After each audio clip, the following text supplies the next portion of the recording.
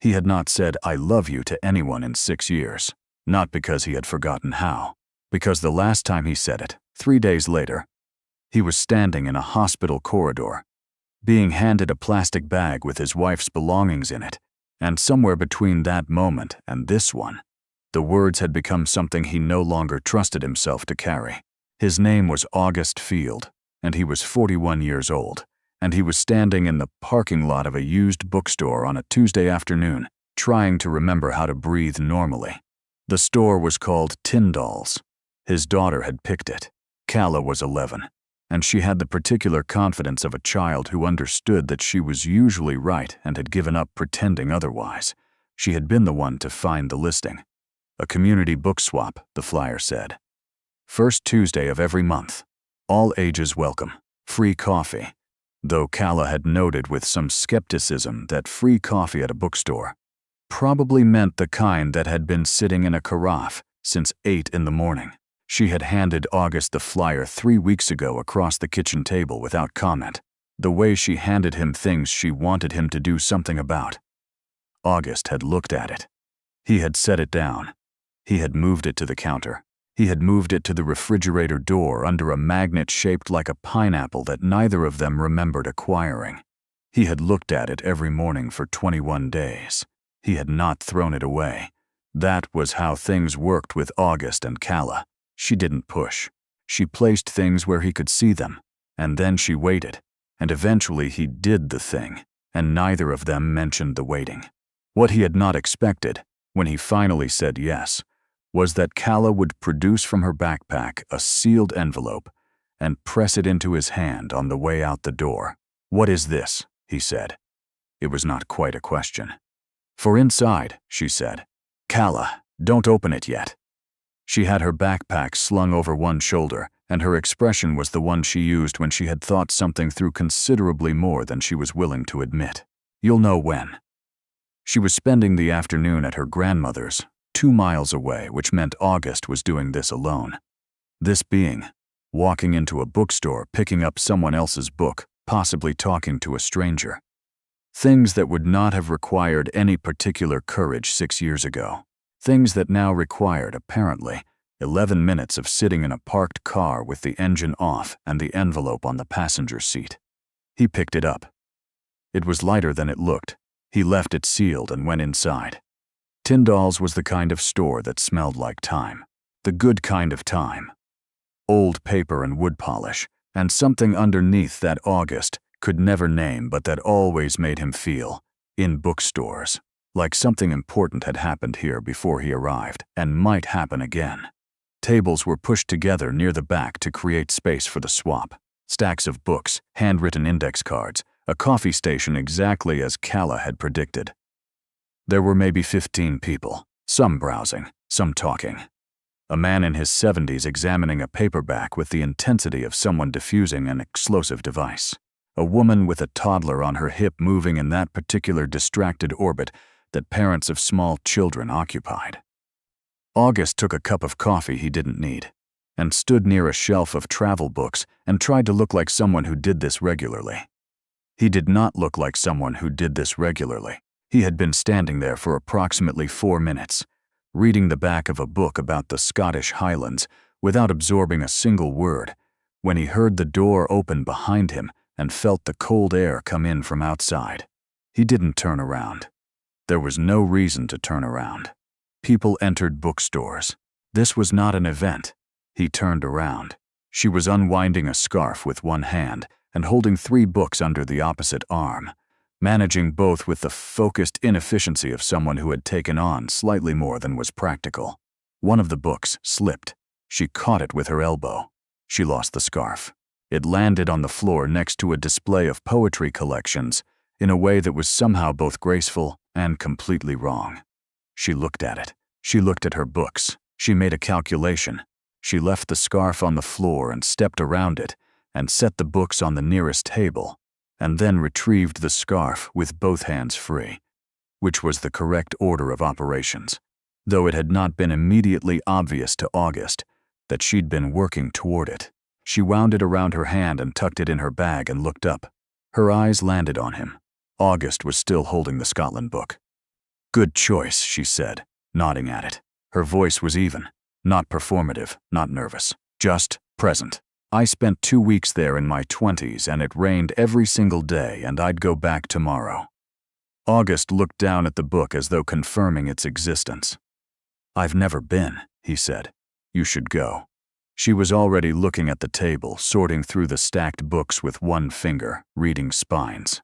The rain is actually the point. People think they're tolerating it. They're not. It changes the way everything looks. He put the Scotland book down. He wasn't sure why. It felt like a thing to do while his chest was doing whatever it was doing. Her name, he learned in the next 20 minutes, was Winona Platt. She worked in land conservation, which she explained briefly, and without the usual elaborate justification people often used when their work required explaining. She had moved here from Colorado 4 years ago. She had brought 32 books to swap today and was trying to leave with fewer than she arrived with, which she acknowledged was probably not going to happen. She asked what he did. He told her. Structural engineering. Bridges, mostly. He said that last part automatically, and then waited for the usual response, which was either that's interesting in the tone that meant the opposite, or some variation of, so you're good at building things, accompanied by a smile that was supposed to be charming.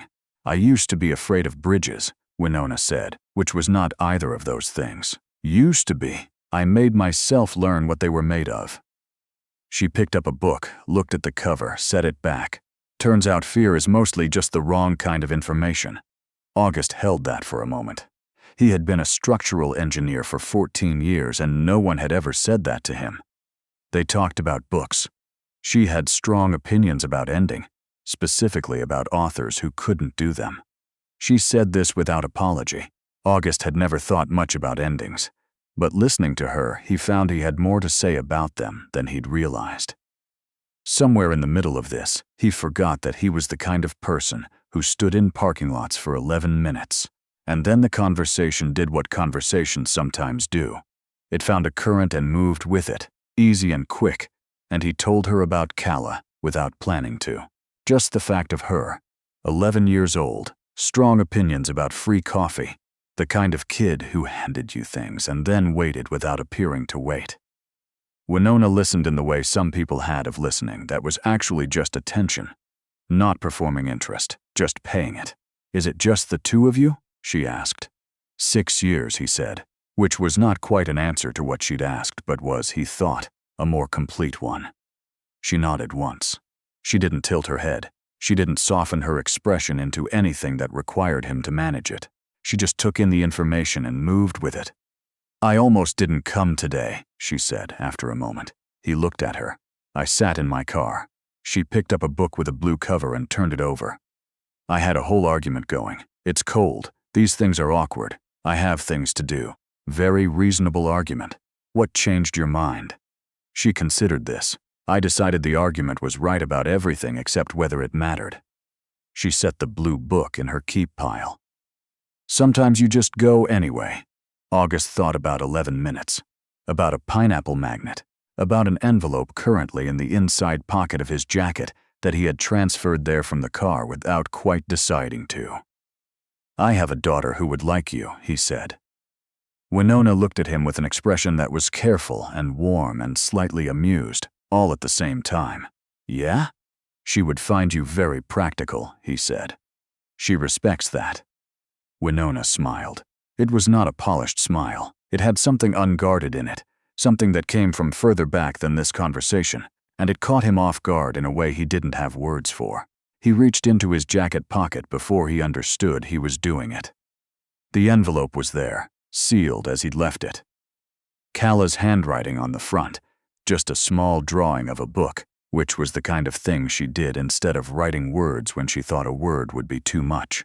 He looked at it. Winona was looking at the table. He thought about putting it back. He knew how to put things back. He had been doing it for 6 years. He was very good at it. He set the envelope on the table between them.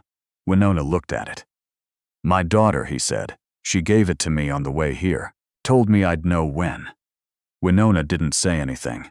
She looked at the envelope and then at him, and her expression was the kind that meant she was giving him room rather than filling it. He opened it. Inside was a single index card, the kind Calla used for school projects. White, 3x5, slightly bent at one corner from the backpack.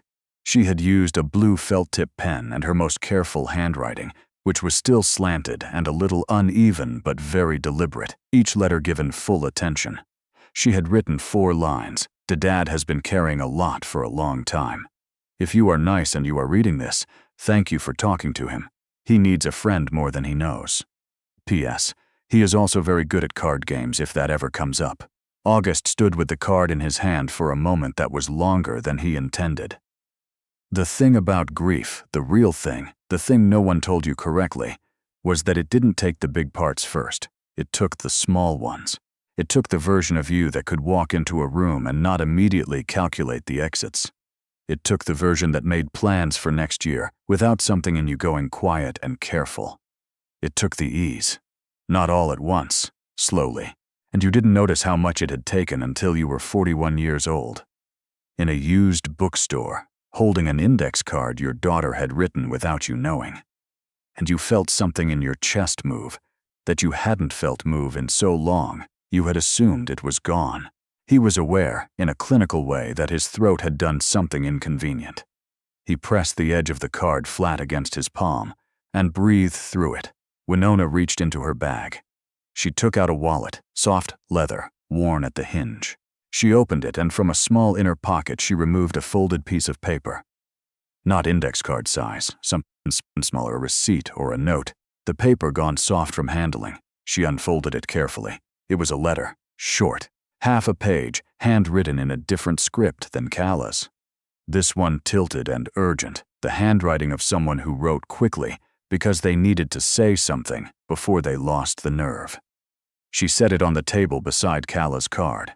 She didn't offer to explain it. She just let it sit there. August looked at it. He could see enough from where he stood. I know you think nobody sees it. I do. I've always. My brother, Winona said. He wrote that when I was 34. I had just ended a relationship, and I wasn't telling anyone how badly it had gone, and he somehow knew anyway. She smoothed one edge of the paper. Said he'd noticed for years that I talked myself out of things before I gave them a chance. He said it in a letter because he knew I would deflect if he said it to my face. A small pause. He was correct. August looked at her. I keep it in my wallet, she said. So, I remember that someone was paying attention even when I thought nobody was. She refolded it along its original creases with the care of someone returning something fragile to where it belonged. When your daughter wrote that card, she was doing the same thing. She tucked the letter back into her wallet and looked at him evenly. She was paying attention, Winona said. August didn't say anything for a moment. He was holding his daughter's index card in one hand and his coffee in the other, and neither felt real, exactly. She's 11, he said. I know, Winona said, and somehow the way she said it, without pity, without performance, just a kind of level recognition, made it worse and better at the same time. They stayed another 30 minutes. He learned that she had a dog named something she refused to tell him because she was embarrassed by the name, which he found more interesting than any name she could have given. He learned that she hiked most weekends, that she had no particular patience for people who said, everything happens for a reason, but had considerable patience for most other things. He learned that she laughed with her whole face, briefly, and then composed herself as though she hadn't. And this happened twice during a conversation about bookstore coffee. She learned that he had not read a novel for pleasure in 3 years, which she found alarming. She learned that Calla had recently explained to him, at length, why his opinion about a particular animated film was structurally flawed. She learned that he drove the same car he'd had when Calla was born because it still ran, and he saw no reason to make changes that weren't necessary. Some people would call that practical, she said. Some people would call it something else, he said. Practical, she said firmly, and picked up a book. When they left, it was nearly 5 o'clock. The cold outside was sharper than when they'd arrived. Their breath showed in the air between them, brief and white and gone. They stood at the edge of the sidewalk. The way people stood at the end of something when neither person was sure of the protocol. August had imagined this moment in a vague and resistant way during the drive over. The exit, the handshake, the acceptable conclusion. He had planned to execute it cleanly and go home. Winona pulled her scarf from her bag and wrapped it around her neck, correctly this time. "Thank you," she said, "for the conversation. And for..." She nodded slightly toward his jacket where Calla's card had gone back into the pocket. "Sharing that."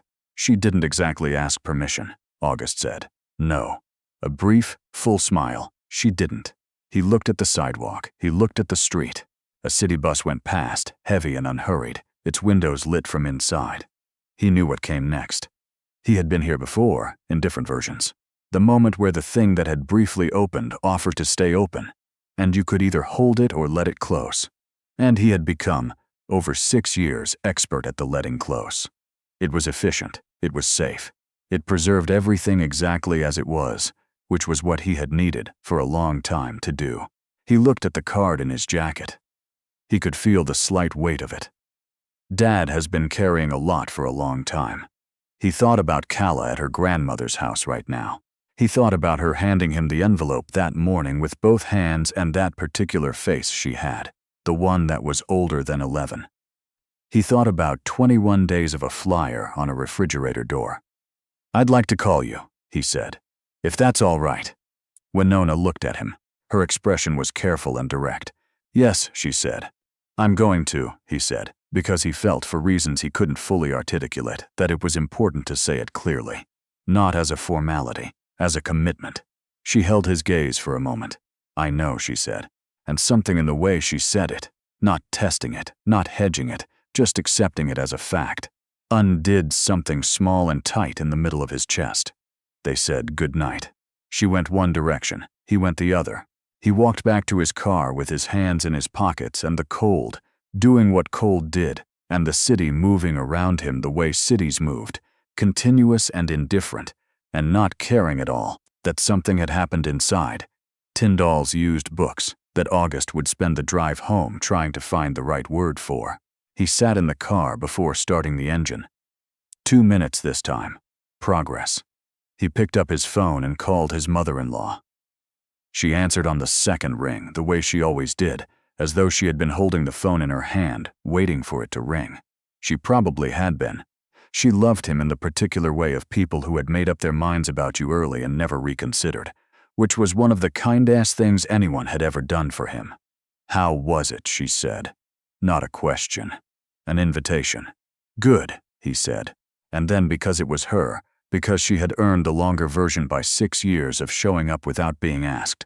"Really good, actually." She made a sound that was not quite a word but said everything.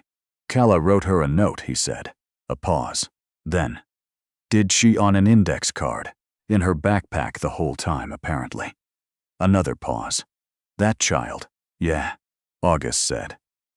They talked for 8 minutes. When he got off the phone, he drove to his mother-in-law's house to pick up Calla. She was at the kitchen table doing homework with a focused indifference that he recognized as an act. He put his keys on the counter, and her grandmother gave him a look that contained approximately 6 words without using any of them. And he gave her one back that said tomorrow, and she put on her reading glasses and returned to her crossword. Calla did not look up from her homework. "How was it?" she said, same inflection as her grandmother. They had gotten this from each other somewhere along the way, and neither of them knew it. August sat down across from her. He reached into his jacket pocket, and he took out her index card, and he set it flat on the table between them, and he smoothed it with 2 fingers the way he had in the bookstore. Calla looked at it. Then at him. Her expression didn't change, exactly, but something in it shifted. A small movement, the way a room changed when a window opened, subtle and real and unmistakable to anyone paying attention. "The PS about card games," he said. "That was a lot of confidence." "You're good at card games," she said. "She doesn't know that yet."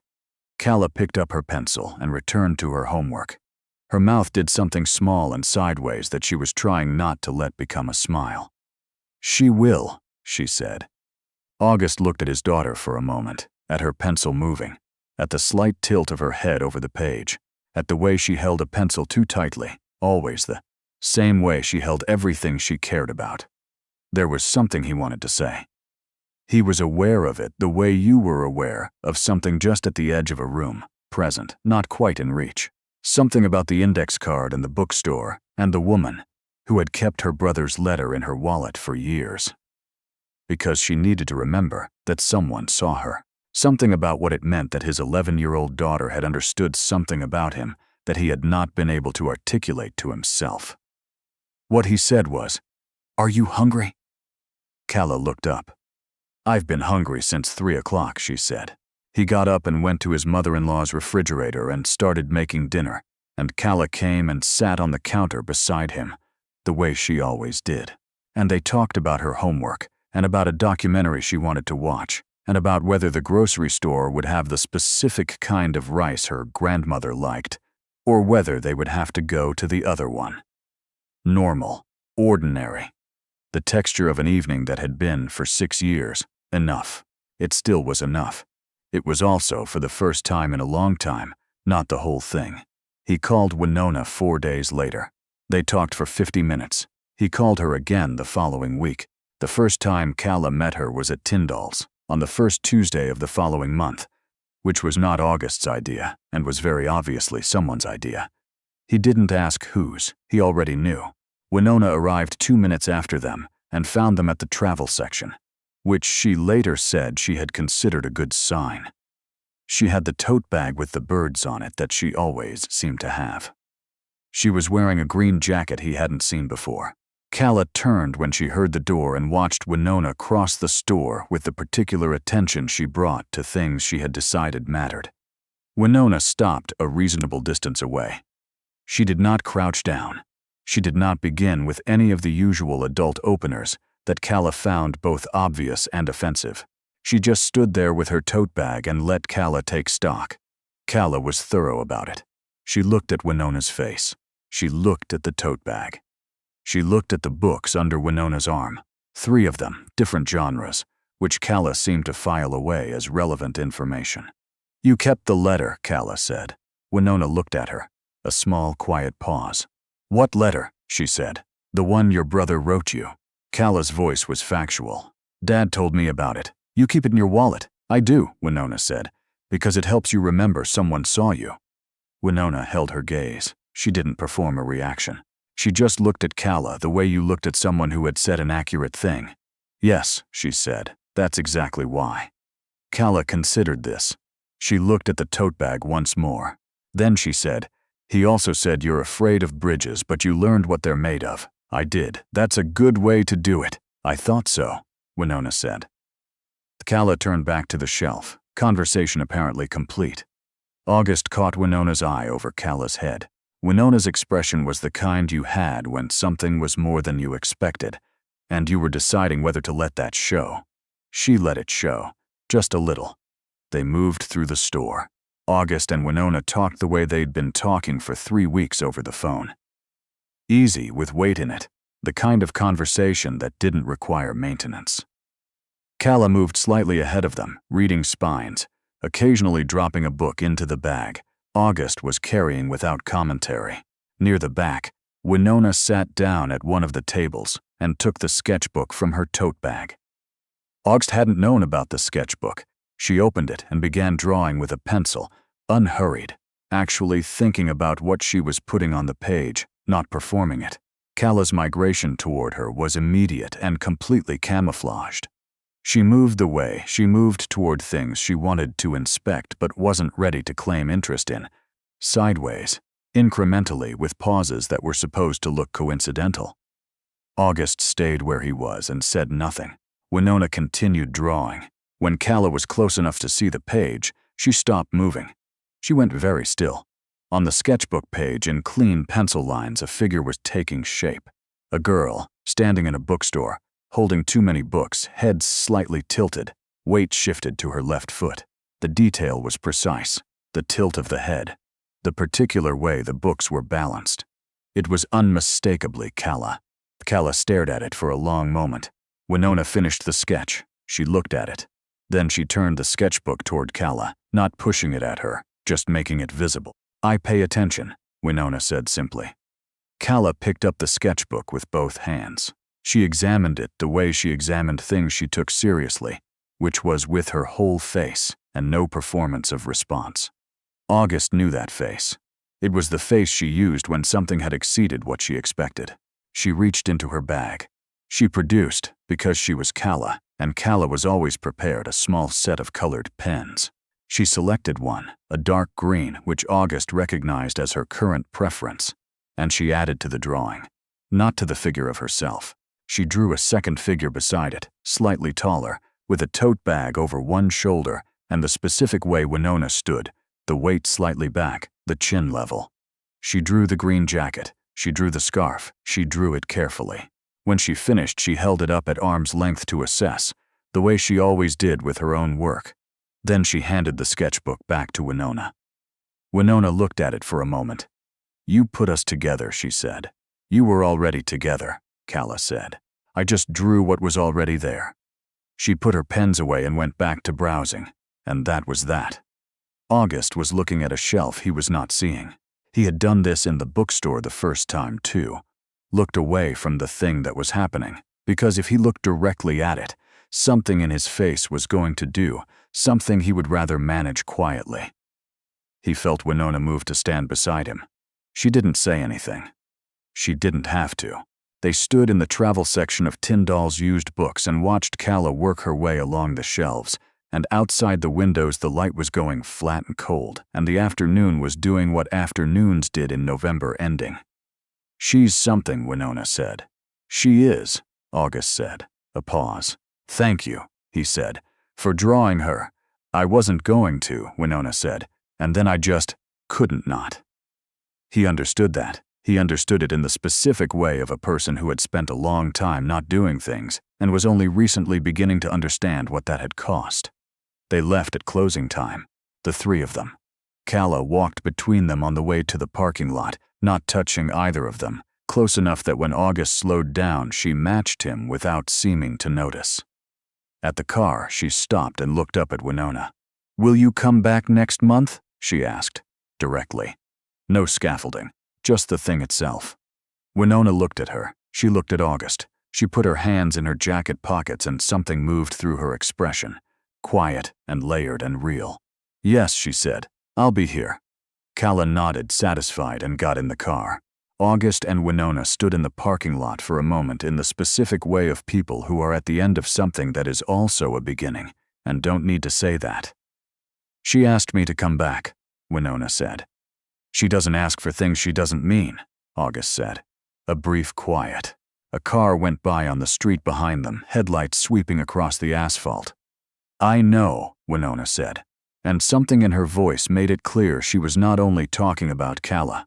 He drove home with Calla in the passenger seat, talking about the books she'd found, about the sketch, about a completely unrelated debate she was constructing about school lunch policy, which was the kind of thing she did when she had processed something important and was ready to move past it. That night, after she was asleep, August sat at the kitchen table with Calla's index card in front of him. He had carried it every day since the bookstore. The corner that had been bent in her backpack was still bent. He smoothed it the way he always did and didn't unfold it all the way. He knew what it said. He sat with it for a while in the quiet of the house, the particular quiet that held Calla's shape in it even when she was asleep. The cup on the counter, the marker left open on the table, the shoes not quite at the mat. He sat with it the way a person sat with something they had been handed that turned out to be lighter than they expected, which somehow made it heavier to hold. He thought about the version of himself that had sat in a parking lot 11 minutes. He thought about the version that had nearly put the envelope back in his pocket. He thought about what Winona had said in the bookstore the first day. Fear is mostly just the wrong kind of information. He thought about his daughter, asleep down the hall, who had put a note in an envelope and sent him out the door with it, and then asked him nothing at all, when he came home. Just waited. Just placed herself close on the kitchen counter, talking about rice and homework and documentaries, being present in the ordinary patient way she was present for everything he needed without saying so. He thought about the question that had been living in him for 6 years, the one underneath all the other questions. Not whether he was capable of loving someone again. He had never doubted that. The question was whether he was allowed to, whether the life he had built, careful and sufficient and sealed against anything that could hurt it, had room for something that was uncertain and unfinished and real, in the way that things were real when they could also end. He was 41 years old. He had a daughter who understood that the bravest thing you could do for someone was simply to see them, and then to say so. He had been trying for a long time to be enough. He had not asked himself, until recently, whether enough was all there was. He put Calla's card on the counter beside her open marker and the cup, and the almost at the mat shoes. He turned off the light. In the morning, she came into the kitchen before he'd finished making coffee and sat on the counter the way she always did. She looked at the index card lying there in the ordinary clutter of a Tuesday. She did not comment on it. She watched him pour the coffee. "Do you like her?" Calla asked. August handed her the glass of juice she had not asked for but always wanted. "Yeah," he said. "I do." Calla accepted the juice. She looked out the window at whatever the morning was doing out there, the light still new and undecided. "Good," she said, in the tone she used when something had confirmed what she had already believed, known, and been patiently waiting for him to catch up with. She drank her juice. August drank his coffee. Outside, the morning was starting the way mornings did. Slow, ordinary, full of the usual things that needed doing. But underneath the usual things, something had shifted. The way ground shifted after a long winter. Not dramatically, not all at once. Just the first small sign that something was preparing to move again. He was looking at it. He was letting himself look.